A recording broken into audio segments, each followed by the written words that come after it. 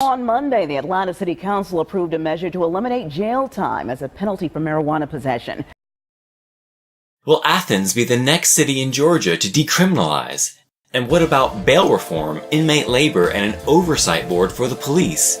Is it finally time for progress on criminal justice reform in Athens? I've got the answers coming up. In February, at the Federation of Neighborhoods, Commissioners Davenport and Denson had strong reactions against the concept of unpaid inmate labor. There are no kids in this room. I'm going to say hell no.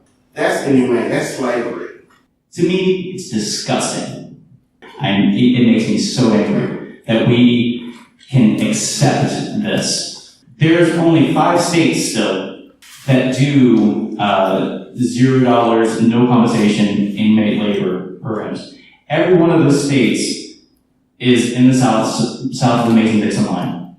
Has there been any progress on this issue since then? Putting a plan in place where we can actually have a compensation system for all those inmate laborers, as I threw out in the retreat, getting to the point where we're at $4 a day, which I think is something that the county could do and work up to. So that's also something I'd like to explore.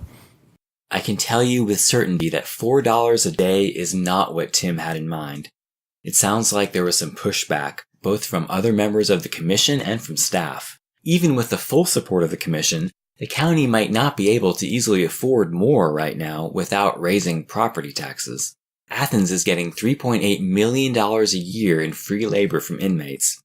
$4 a day for inmate labor would make us the best paying county in Georgia. It's probably the highest amount that has a chance of passing right now. So that's disappointing. We're off to a bad start here. But will they at least decriminalize cannabis so fewer people find themselves in jail in the first place? What advocates have been asking for is a parallel ordinance. And that's not full decriminalization because it would still be illegal under state law. But the ACCPD would at least have the option of citing people under the parallel ordinance instead of state law and giving a small fine like a parking ticket without taking them to jail. Atlanta and Clarkston already have parallel ordinances. Will Athens be next? Unfortunately, the answer seems to be no. While those other cities have solicitors that work directly for the mayor and city council, Solicitor C.R. Chisholm here in Athens is an elected official. To put it bluntly, that makes him a bit more difficult to boss around. Solicitor Chisholm believes that citing cannabis users under a parallel ordinance would be a violation of his oath to uphold state law.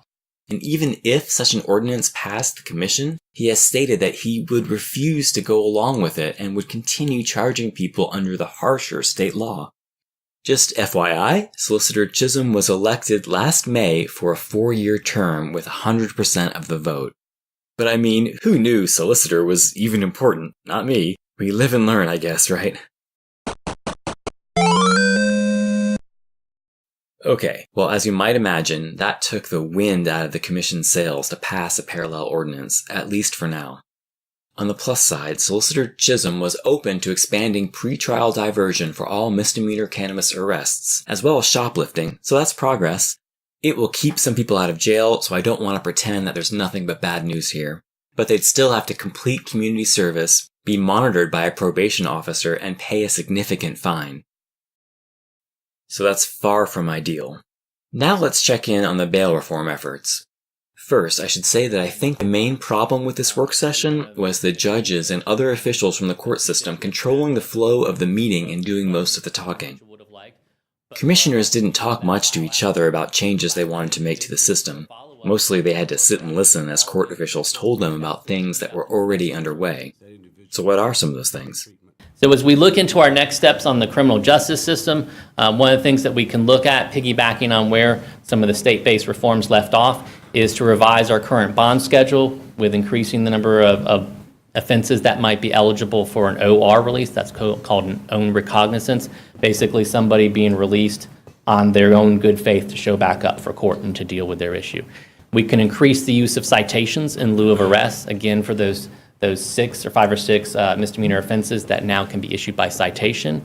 Judge, what sort of conditions could be placed on bond to divert people into this service regime that we're building in this community?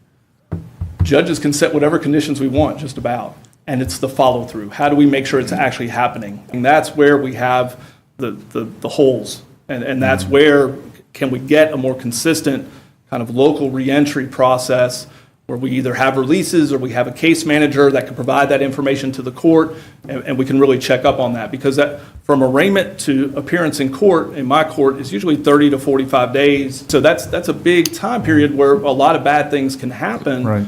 And we can set the conditions, but our ability to effectively monitor them is limited. So is there any office or entity that could act as a probation office almost, where people would check in and show that they are complying or Yeah, probation performs that duty a little bit right now, as was mentioned earlier, with at least electronic monitoring, and there have been some other cases where a judge has decided this isn't exactly a ankle monitor, I need to know you're in your house, but there are some things in your life that I think need attention, and so they'll assign them to the intensive supervision unit, but they don't have the resources to do that on 50 cases or 100 cases.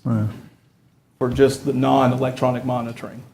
Am I accurate? It would be a stretch, but we can do it.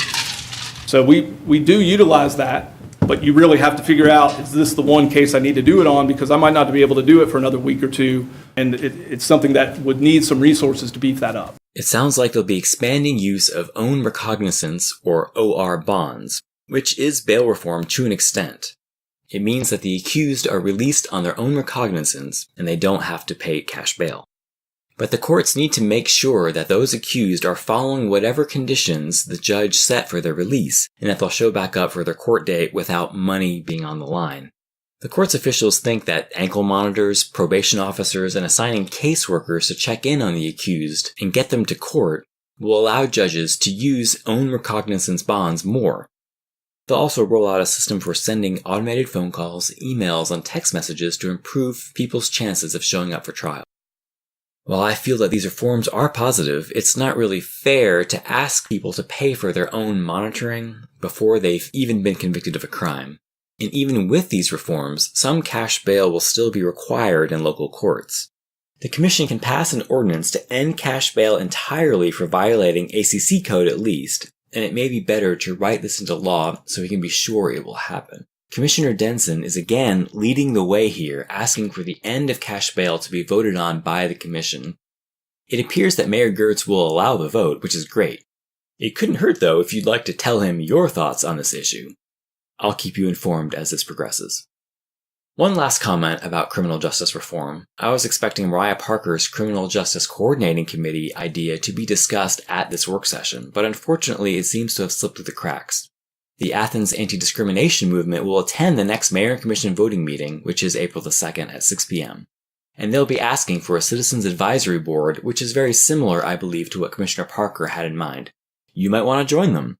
Our progressive commission wants to do the right thing, but this is one of those times when they could use a push. I'll see you all next time. Remember to hit that like button if you enjoyed this video. Thanks. That's about all I've got, but remember, if we really want to see progress on criminal justice reform, we need everyone involved. Contact your commissioner.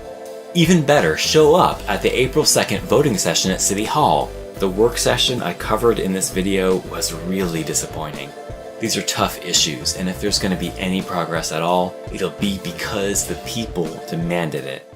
Keep speaking out.